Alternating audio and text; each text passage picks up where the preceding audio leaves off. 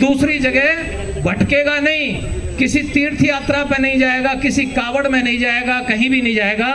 वो इसमें आएगा। तो इसलिए हम सब लोगों को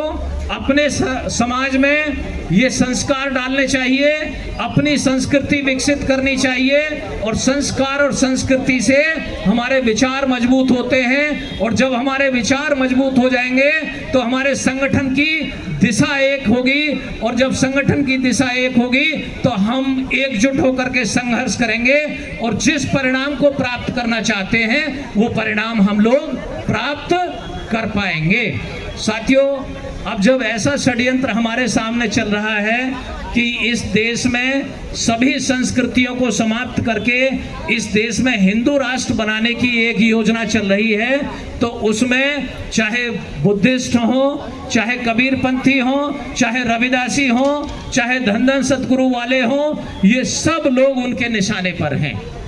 अभी इसी दिल्ली में रविदास मंदिर तोड़ा गया, बहुत बड़ा आंदोलन हुआ, और उसी कड़ी में यहाँ हमारा बुद्ध विहार, महाबोधि बुद्ध विहार को यहाँ पर अवैध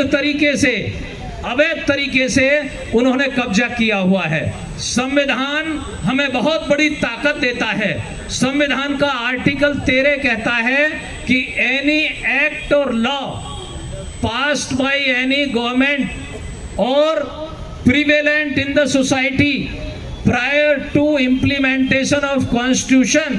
on 26th January 1950 which is against or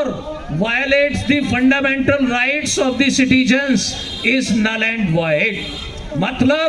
कि अगर बीटी एक्ट पास हुआ है तो वो 1949 में पास हुआ है। 1949 का कानून 1950 के बाद अपने आप ही वो निष्प्रभावी